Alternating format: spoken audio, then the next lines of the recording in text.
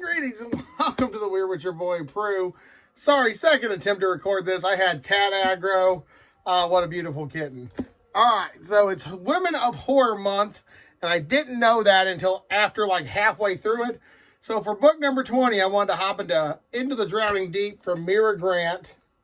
450 pages, so it's a little thicker than most of my reads.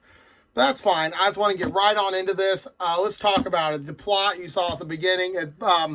5 or 7 years ago, another ship went out to make a funny movie like the Blair Witch Project about mermaids. Then the ship sank. So everyone's like, oh, it's a hoax. But some friends and family and fellow scientists from that first ship decided to do it again. And turns out it wasn't fake. And there's fucking shit in the water that wants to eat us. So for a plot, I thought that was really cool. I love the ocean. The ocean terrifies the living shit out of me. And I really enjoy most water. Water is my go-to setting. And I don't know what it is about like the ocean and the unfathomable darkness below. And that's always creeped me out. Mermaids! Fucking, they call them sirens, but I'm calling them fucking mermaids. And it's cool. I like the plot. And another thing I will have to say, not only is this a woman book like Mira Grant, like a woman of horror book, but this is very extremely, to a detriment actually, LGBTQ friendly. Like some people were only in here, but we'll get into that in the pros and cons. But let's talk about it. We're already like 3 minutes in, so let's just get straight to it. The plot, I'm going to give an A. Plot was awesome. A+. Any sort of wacky adventure where you're on the sea, I'm already hooked. I'm a pirate at heart. With my beard and Nordic background, I should be a Viking, but I feel like I'm a pirate at heart. All right, let's get into characters. Tori was awesome. I liked Tori. She was a lot of fun. There's a hunter in this book called Jacques, and he reminded me of the bad guy from Jumanji in the most fun, intense way. So I could not put him on this. That was awesome. I thanks so much that he was in here. I really liked him.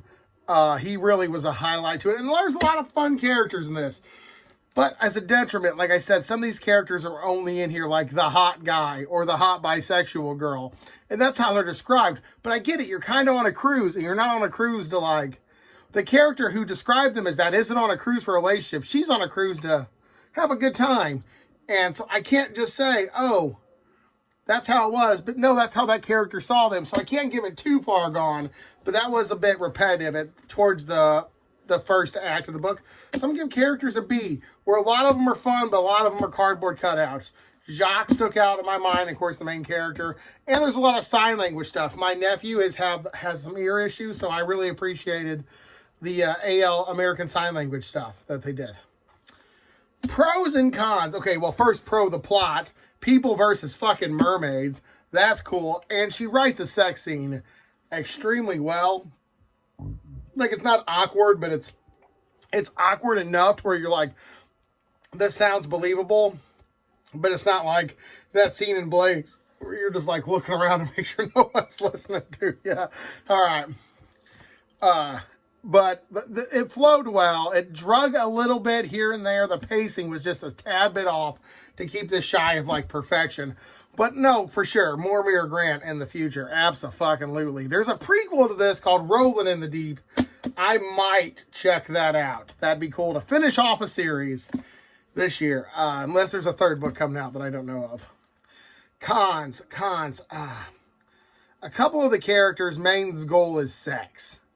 And they specifically say that. And then you have the exact opposite, where there's a character who's like, don't fucking touch me. I'm here for the science. I'm here to study the merfolk. And I felt it weird that there was no middle. There's not a dude who's like, yeah, I'm all right to get down, but hey, 9 to 5, I got to do blood analysis. But no, after 5:30, girl, you look and you call me. I thought it was weird that there's no middle. I thought it was weird there was no middle. There was like two extremes. And like I said, the pacing is a bit of a con. Because at some point you're like fucking riveted, and at some point you're like, oh God, when's this going to end? You're on a cruise. Another con, though, is the first act really set up things great, and the third act was in a bloodbath. There's a scene with like creepy shit in the elevator that fucking literally, I was reading it and I'm like, oh, I ain't getting in elevators. But that second act was fucking shit. Oh my God. I could not handle it.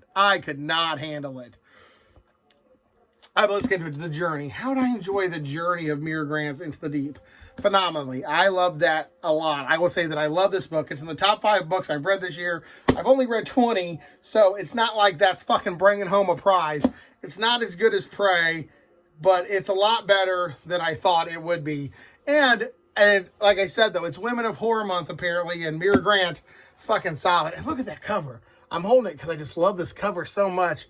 It's got, like, hands pulling some bloody thing down into the darkness. Oh, God, I hope y'all read this. I hope y'all read this. I'd like to get a discussion going about this. But thank you. Book 20 for the year.